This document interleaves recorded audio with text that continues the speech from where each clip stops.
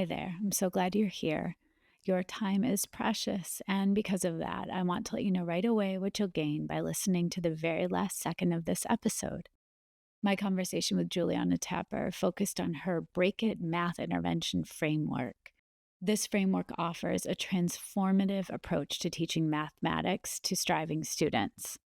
In this bonus episode, I highlight how just-in-time scaffolding empowers students by providing support only when demonstrated need arises, how it preserves cognitive demand and promoting productive struggle, while just-in-case scaffolding risks diminishing task complexity and creates equity issues by denying students access to rigorous learning. You'll learn why timing is critical when it comes to scaffolding, why traditional RTI models often fail at the secondary level, and why effective interventions must balance academic support with social emotional awareness. Stay with me. I'm so happy to have you as a listener today. This is Solutions, Coaching, and Teaching Strategies, the podcast that extends education beyond the classroom. A show that offers educators and caregivers strategies to try right away and ensure every student receives the inspiration and support they need to thrive. I am Olivia Wall, and this is a bonus episode. It's an accompaniment to Season 4, Episode 29 with Juliana Tapper. And our conversation focused on math intervention for grades 6 through 12. For this bonus episode, I'm going to focus on intervention and the idea of scaffolding. I really appreciated Juliana highlighting the difference between just-in-time scaffolding and just-in-case scaffolding. As she said, this concept is coined by Dr. Julie Dixon. So I wanted to make sure to uplift Julie's blog around just-in-time versus just-in-case. I will put a link to the blog in the show notes. It's entitled Just-in-Time versus Just-in-Case Scaffolding, How to Foster Productive Perseverance. So that's where I wanted to start this conversation. And Julie begins the blog post by defining what scaffolding actually is. She says, in education, scaffolding describes supports provided to students to assist them in meeting a learning goal. And then she poses the question, what does scaffolding have to do with supporting students who struggle? And the key factor that Juliana pointed out, but also Julie points out, is that when scaffolding happens, and it's not based on students demonstrating the need for the scaffolding, that's where we lean more toward the just-in-case approach. The scaffolding we provide is only as good as it being the appropriate time for that scaffolding support. And that's where just-in-time scaffolding is so much more effective. And Julie explains the difference. She says, when you provide scaffolding just in case students need it, rather than just in time, for example, when students demonstrate the need, you are shortchanging the learning process and failing to provide the rigor that today's standards demand. And then she goes on to explain why. She says, just in case scaffolding, which is like providing hints and supports to all students, even when they have not demonstrated the need for it, it creates issues on both access and equity. And this is huge because think of how many of us in our classrooms always, I'm going to use the word forced kids to use specific graphic organizers or specific writing structures, thinking we were being helpful. And what Julie says is, when we provide scaffolding to students before they have the opportunity to make sense of a challenging task on their own without the extra help, they are inhibited from developing productive perseverance, sometimes referred to as productive struggle. All too often, so much support is provided through the initial scaffolding that the cognitive demand of the task is significantly decreased. And that's research from Boston and Wilhelm in 2015. Julie says, if this sort of scaffolding is provided upfront for students who struggle, then these same students are denied access to cognitively demanding tasks. When access is denied, equity becomes an issue. And I have not stopped talking about just-in-time intervention or scaffolding since interviewing Juliana. I have talked about it with administrators, with middle school teachers across all content areas, with interventionists, And the main two key points are that timing and degree are critical. So Julie explains that we can still deliver differentiated instruction through appropriate scaffolding. And she goes on to say, the key is to provide the scaffolding just in time rather than just in case students need it. Just-in-time scaffolding helps to develop productive perseverance by allowing students to engage in demanding tasks on their own and then assisting them in maintaining the engagement when they struggle by using teacher questioning as the means of support. She gives a beautiful example in the blog, and the example offers almost a cautionary tale of her explaining when she observes teachers using tasks like a word problem, for example, with learners who are striving, she sees them scaffolding in the form of unpacking word problems to the point that the problem becomes a simple exercise, which in turn diminishes the task with all of the scaffolding. So that's a question as a coach I think I'm going to tuck in my pocket when I'm speaking with teachers, looking at tasks that we're asking students to do that are at grade level expectation. I think it would be fascinating to ask ourselves what types of scaffolding would the student need to re-engage without lowering the cognitive demand of the task that we're asking them to do. Juliana offered an example of this in our conversation as well. In order to do this, though, we have to keep the learning goal and student engagement at the foreground of our planning. And Julie points that out. And we have to also critically analyze our instructional decisions and structures. This would be beautiful PLC work. I was having a conversation with a colleague, and she was saying that she's beginning a unit around the Holocaust and that the students she was working with had very, very little background knowledge. They're writing memoirs as well as studying the historical context. And she realized today, after surveying her students for their background knowledge, that there were large gaps in learning. And she explained after doing a KWL chart with the kids, what do you know about a topic? What do you want to know? And what you've learned in the end. She was completing the K and the W with the kids, and she realized that she needed just in time to look at what they want to know and fill in some of those gaps.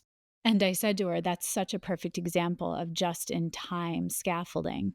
She didn't assume what they know or don't know going into the study without talking to the kids first, and also having them do a little bit of reading and realizing that they really didn't have the historical context or the background knowledge to access the richness of the text that they were reading, as well as the understanding of writing memoir. The other conversation I had this week that is still bouncing around in my mind was with an intervention teacher in the middle school.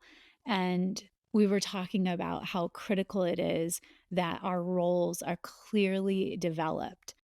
And this conversation with the interventionist made me want to dive a little bit deeper to ask, what does RTI or AIS or MTSS look like at the secondary level? And I came upon an article with Edutopia. It's called How to Implement Response to Intervention at the Secondary Level. And it's written by PJ Kaposi. It's an older piece. It's from September 8th, 2011, but a lot of the nuances of the writing are still very valid today, which is interesting. We haven't figured this out. And PJ cautions that RTI originally was designed to improve core curriculum and the interventions given to students whose needs are not being met by the core curriculum, but that it's been transformed into a cookie-cutter 3-tiered system. And PJ goes on to explain that while the canned RTI model may correlate to school improvement at the primary and middle levels, it does not do so at the secondary level. And what I appreciate about this piece is that PJ offers specific examples of what needs to happen at the secondary level to make an RTI model effective. The first offering is fix core curriculum. Robert Marzano's book, What Works in Schools, is referred to, and that again, a guaranteed and viable curriculum, that's a catchphrase term we hear often, has the most significant impact on student achievement. And PJ cautions because if the original product was not meeting the needs of the students because it was a poor product, then changing instruction to have students match that, it doesn't make a better situation. Instead, we need to make sure that any curricula option that we're using is aligned to standards, has high expectations, and that we monitor the curriculum as being responsive educators frequently. PJ says high school curriculum is far too often driven by content and not skills. We also need to think about vertical and horizontal alignment. And so the curricula taught in buildings, it's aligned to standards without gaps and also without redundancies.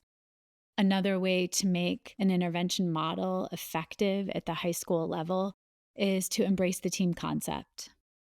That could be through PLC work, but we have to be careful because, in PJ's words, in most secondary schools, teams are often driven by common subject matter, not common students. And what PJ explains is that department and subject level teams are not enough. Schools teach students, not subjects. Common teachers need to share common students, especially at ninth grade level. Education leaders must use creative scheduling to give ninth grade team common planning time. Even in small high schools, a leader has enough flexibility in scheduling to implement something that will truly impact student learning. And I like the examples PJ offers. For instance, one team meeting can focus on a particular student's social emotional status. The next might be a longitudinal data analysis of student achievement. A third offering, catch students before they fail. And PJ says, as educators, we know, or more importantly, have the ability to know, which students may struggle in high school well before the doors open each fall. It's too late to make the decision to provide intervention or support any time later than the second semester of a student's 8th grade year. Identified students should receive mentoring and intervention to ease the transition process. Academic intervention should be built into their schedule from day one on campus. And the reason this isn't easy is because if there's not a rapport or relationship between the middle schools that feed into the high school, then identifying kids and needs will be very, very challenging. So what has to happen?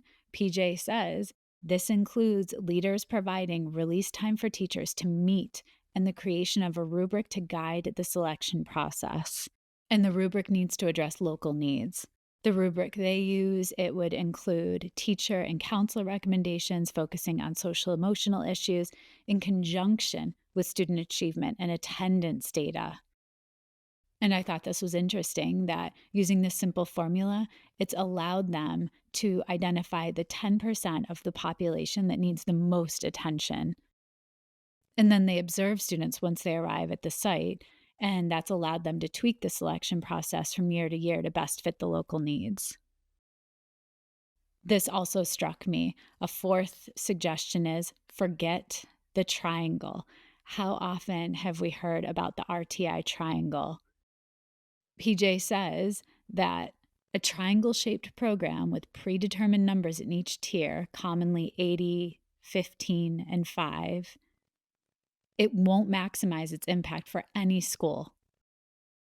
The suggestion is that an effective RTI process can be described as a diamond with locally determined and frequently changing numbers in each section. This RTI model allows for schools to provide a change in instruction for all kids whose needs are not met by the core curriculum.